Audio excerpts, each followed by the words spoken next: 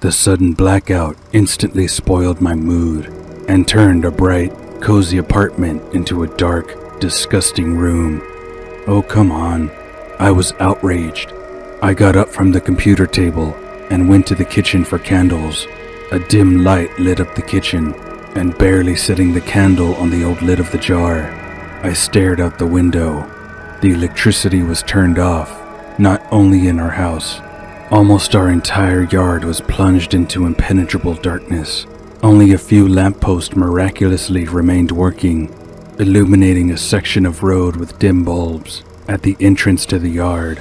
This isn't the first time in the last week. I can't stand it anymore. Why do I pay money for such an awful service? I was indignant, trying to get through to the hotline of our wonderful home management company. After several unsuccessful attempts, the phone on the other end of the wire was still picked up. "Hello?" I shouted indignantly. "Please tell me, what do I pay money for every month? Why do you turn off the light every other day?"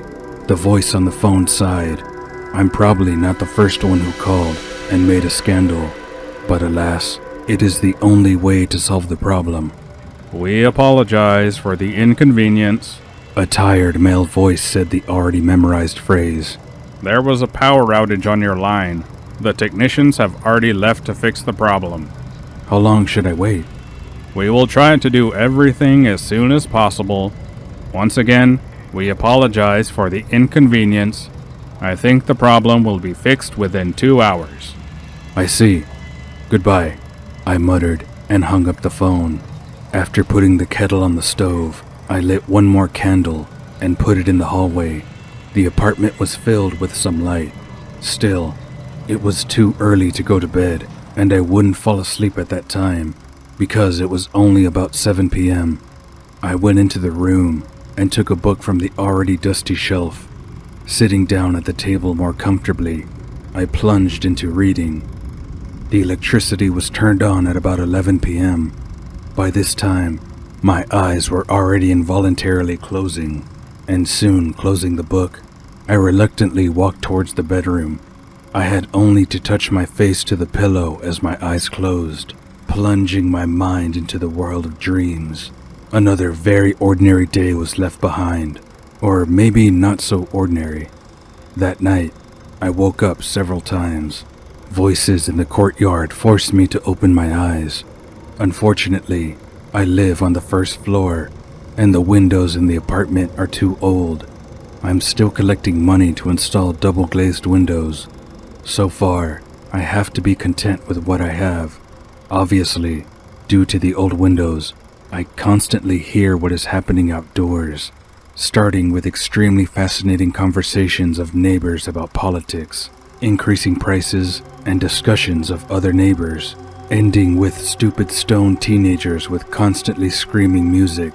For more than 5 years of living here, I have already got used to it, but still, in some cases, I had to go out and deal with troublemakers. If it didn't manage to do it, then the police coped with it perfectly. So the first time, I woke up about 1 o'clock in the morning from a strong slam on the entrance door, and this is also a frequent phenomenon because it is so difficult to hold the door with your hand when you enter the entrance. The slam was followed by rapid footsteps upstairs. Someone ran into the apartment, slamming the door just as loudly. "Oh Lord, is it so hard to walk slowly?" I said, turning over to the other side, and closed my eyes again. After a couple of dozen minutes, I was pulled out of sleep again. This time, the reason was a flickering flashing light, which pierced the windows of the room and crashed right into my closed eyes, forcing them to open. Oh my God, what's going on? I thought, sitting up from the bed. The only thing I could see was an ambulance and the flashing light, which made me wake up. I got to my feet, went closer to the window, and before I closed the curtains, I saw the following scene on the street. Paramedics were loading someone onto a stretcher, and this someone was already in a black plastic bag. A girl was crying nearby, a man was comforting her, and 2 policemen were talking to him in turn. Maybe someone was killed. What a horror! Probably the local drug addicts once again didn't share the dose. I wouldn't say that if this was the first time, but such a case had already happened. Alas, I live in the most ordinary residential area, and we have lots of narcotic garbage here. For example, one of my neighbors from the first entrance, every time I see him, he is either digging and looking for something, or he stands like a statue and admires the sky. Yeah, horrible. Yeah, sometimes it's even scary to pass by such people, because who knows what is going on in their sick heads. In any case, what happened at the entrance doesn't concern me. With these thoughts, I went back to bed and soon fell asleep like a baby. In the morning, when I went to the store for coffee, I found a coffin lid and a photo of a neighbor. I immediately remembered the events of the night at the entrance. In the photo, there was a neighbor from above. I wasn't personally acquainted with him. We greeted each other for the sake of decency, and that was all. It seems that he was a normal guy, a real hard worker, with a beautiful wife and 2 children. He left early. Apparently, someone helped him to go to heaven. It's a pity, of course, but this is life, and sometimes it presents quite bad surprises. The same morning, the police came to me. I just came from the store, and they were standing at the entrance. They went around the apartments, the residents of our entrance, and questioned everyone. Maybe someone saw something last night. I was also interviewed, but I didn't see anything except dreams, and the police are unlikely to be interested in this. But during the conversation, it turned out that the guy's body was found in the evening, around the time when the electricity was turned off. I tried to find out the details from the police and amuse my curiosity, but alas, no one told me anything. Someone killed the man. That was the only information. Probably they didn't know anything yet. The day flew by very quickly. I didn't notice how it began to get dark, and about 8 p.m., the lights were turned off again. Oh, for God's sake, again? The apartment was plunged into darkness. Only the black branches of trees dangled frighteningly outside the window, drawing not the most pleasant pictures in my head. So I went to the kitchen as quickly as possible for candles. Fortunately, I didn't have time to hide them far away. Once again, I tried to call the house management for half an hour, but no one picked up the phone, and when the last time I heard short beeps on the phone, the doorbell rang. That's strange. I wasn't waiting for anyone, I thought as I went to the door. I looked through the peephole and saw nothing but darkness. Who's there? There was no answer to my question. I had just moved away from the door when the bell rang. I clung to the door and listened. Alas, my door is as old and rotten as the windows. There was someone at the entrance. I heard slow footsteps outside the door. They echoed a little in the staircase. A few seconds later, the bell rang at the neighbor's door, and soon the rattle of a key in the keyhole was heard. Maybe someone in the dark chose the wrong door. That's really too dark there. This thought disappeared as quickly as it appeared, because after my neighbor opened the door, there was a strong slam of the door, and quick steps were heard from the apartment. And I swear, there was a feeling that someone was naturally running along the wall in the next apartment. Less than a couple of minutes later, I again heard footsteps in the entrance, followed by the ear-piercing creak of the entrance door. I quickly stepped into the kitchen and stared out the window. My eyes were already getting used to the darkness a little, and I managed to make out who had left our entrance. It was an elderly woman, dressed in a long nightgown, or something like that. I quickly extinguished the candle so as not to give myself away. Loose, as it seemed to me, Dirty hair hung randomly from her shoulders, half covering her face, which I never saw. The woman walked away from the entrance and, slowly turning around, wandered towards the first entrance, and once again turning around, she looked, as it seemed to me, straight into my eyes. I quickly ducked down and hid under the windowsill. Her gaze made me feel uneasy. There was something wrong with her.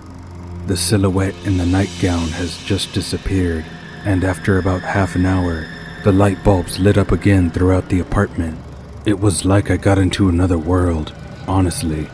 I was pretty scared of that old lady, even though I tried to prove to myself that she could be just a woman who may have come to a neighbor for something, or just to drink tea on a visit.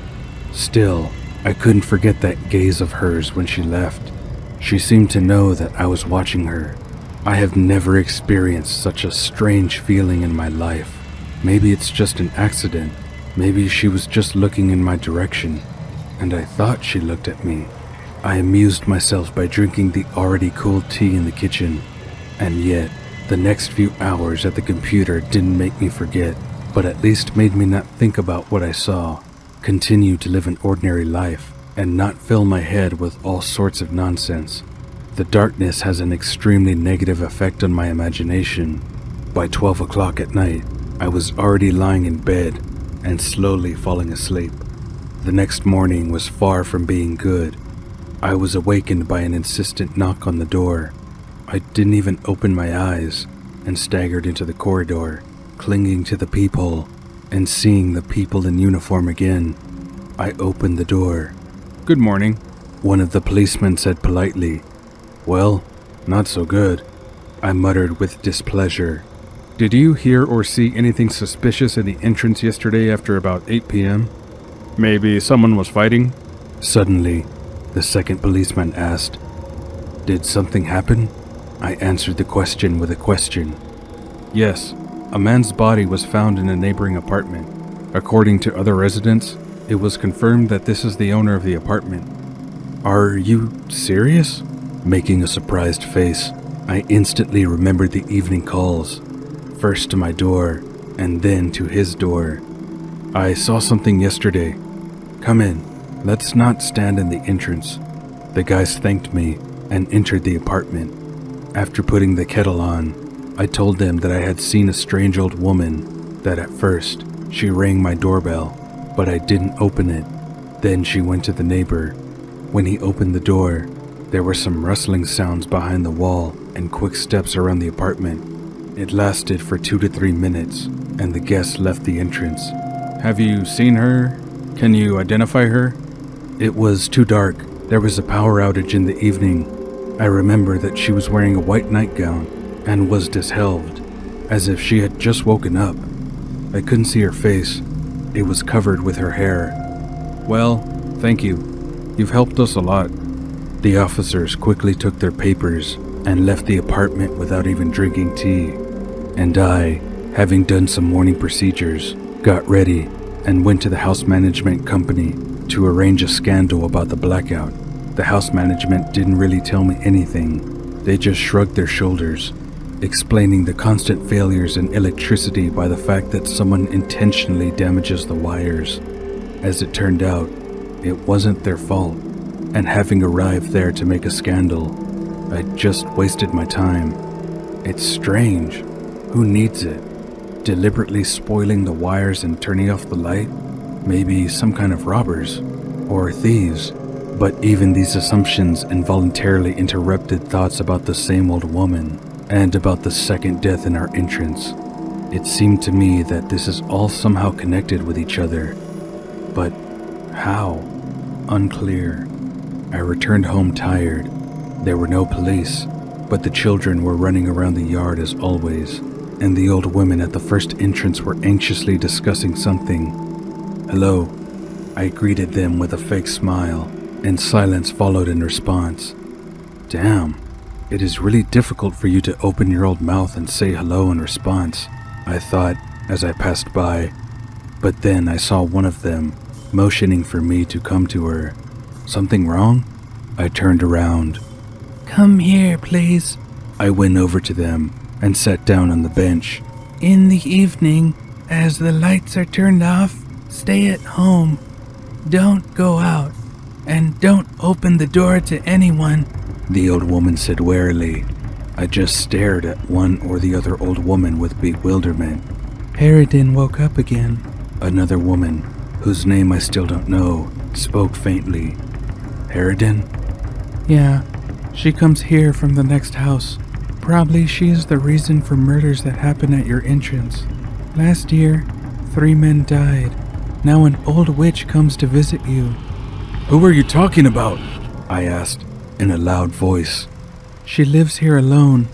In the next house, the door is locked constantly. The light in the windows is never lit, and God forbid you to knock on her door. Also, several people have even seen cadaverous worms crawling on her doormat. God only knows what she's doing there, although he probably already took his eyes away from that apartment a long time ago. Have you tried calling the police? I don't know. The neighbors tried, but the police never found her at home, as if a woman was vanished off the face of the earth. In general, be careful. Okay, thank you. I got up from the bench and walked towards my entrance. I didn't want to believe in their story, and I wouldn't have believed it if I hadn't seen what I saw last night. There was no doubt at all when I met the wife of a neighbor who died 2 days ago, whose body was found at the entrance at night. Hello, she said as she ran past. Kate, wait, I shouted back. The girl stopped and came up to me. Did you want something? Can I have a quick word with you? I smiled. Yes, of course. I wanted to ask you a few questions about your husband. Tears involuntarily ran down the girl's cheeks. Oh, come on. I never meant to hurt you. Let's go to my place if you have some free time. I took the girl by the arm, and we went to my apartment. Don't be scared. I haven't cleaned up. Yes, it's the same with us, she muttered, smiling through tears. We sat down in the kitchen, and I poured 2 glasses of whiskey. Drink. The girl drank it in one shot, without any questions, and grimaced. Tell me, Kate, how are things there? Have they found the culprit? Come on. Nobody is looking for him. There are absolutely no leads. They walked around, asked people, and forgot about this case. It seems to me that these murders are related to the Blackout. Murders? Yes. This morning, my neighbor on the right was found dead. Seriously? I heard someone coming to him, and I saw who it was. That's why I called you. Who are you talking about? An old woman from the next house. The 3rd entry as far as I know. Women from the first entrance told me that. The 3rd entrance? Kate asked again. Yeah. Why? My husband made our living by doing repairs in apartments. Now, he should have already finished the screed, or whatever it's called, in one of the apartments in the 3rd entrance of the neighboring house. After her words, goosebumps again involuntarily covered my body with a prickly blanket. He repeatedly spoke about some kind of inadequate old woman living in an apartment on the floor below. Did he come to see her? Don't you know? Did he knock on the door? Well, he always talked with the tenants about the noise of the equipment, said how long it will last and so on. He was so polite. Everything fell into place. A logical chain was built in my head, and a terrible realization gave rise to a mountain of questions, the answers to which I haven't yet found. We had another drink, and Kate left. Darkness gradually descended on our yard, turning on the lights in the apartments of the neighboring and our house. The washing machine stopped humming, hinting to me that I need to hang the laundry out to dry outdoors. Since I don't have a balcony, I had to put everything in a basin, get dressed, and go outside. I was standing, hanging out the laundry, and suddenly, the yard was plunged into impenetrable darkness. In an instant, the lights in all the windows went out. The light bulbs at the entrances and lampposts on the street also stopped shining. I felt uneasy.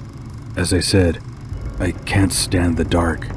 As soon as possible, I hung up the laundry and headed towards the entrance, when suddenly I noticed that the same old woman was walking past the house, staggering, shuffling her bare feet. She went to the entrance, opened the door, and froze. Suddenly, she turned her head in my direction and quite quickly began to approach me. Dropping the empty basin, I wanted to run away, but my body didn't obey me. I never believed in the stories that the body shackles from fear, that you can't move at all, but now my doubts have been dispelled, and I have personally felt this myself. The old woman came up to me in a tight, and grabbing my hand, quickly muttered, "I was coming to you. Did you think that you would hide, and I wouldn't notice you?" "Let me go." Through the tears I asked, but the old woman didn't even think to do it. She squeezed my wrist harder and harder with every second. "I had a daughter like you, but she left me to die in the bathroom. She even refused to bury me." What is she talking about? I thought to myself, and looking closer, I realized that this woman looked more like a corpse than a living person. She was swollen, patches of skin hung everywhere from her body, and she herself was cold as ice. Her eyes darted from side to side, only occasionally focusing on me. I became insanely scared, as I had never been scared in my life. I tried to pull away, but my attempts were in vain. My hand was clamped, as if in a vice. There was no light, even the lamp wasn't burning. "My daughter, why did you leave me? Why did you leave me?" "I'm not your daughter," I shouted, and suddenly the old woman stopped. It was at that moment that I gathered all my will into a fist and pulled my hand, finally escaping the death grip of the old woman. Without looking back, I rushed to the entrance. The old woman was running after me. I saw it in the reflection of my own window, and when I was already unlocking the door to my apartment, I saw her again. She was already in the entrance, and we were separated only by a small staircase to the first floor. Finally, I opened the door and ran into the apartment, instantly clinging to the peephole and locking myself with all the locks. Immediately, a strong blow followed on the door, but not so strong that it would somehow damage it, though it was enough for me to run into the living room and hide in the farthest corner like a little coward child. The blows lasted about half an hour. She beat on the door, pulled the handle, trying to open it, at the same time saying something like what I have already heard. The knocking stopped in an instant, and I heard distant footsteps, but suddenly, there was another knock, only this time at the window of the room where I was hiding. Her terrible face appeared again, and a hand with curved claws tapped on the thin glass. Unable to bear it any longer, I left my home as quickly as possible, running to Kate. Thank God, she opened the door before the old woman ran into the entrance again. "What happened?" the neighbor asked in a sleepy voice. I, unable to catch my breath, tried to explain that the old woman came to me. "I saw her." She locked the door with all the locks, took me to the kitchen, and put the kettle on the stove. So we sat until the morning. I was terribly uncomfortable, but I didn't see any other way out. We sat quietly, so as not to wake the children. Now she poured me some kind of spirits and drank with me. I tried to tell her everything through tears. There were no knocks on her door. They only came from the first floor, exactly until the electricity was turned on. Realizing that everything won't end there, the next day, I packed up some of my stuff and went to my parents in the village for a while. I hope everything will be settled in some time, and there will be no more blackouts.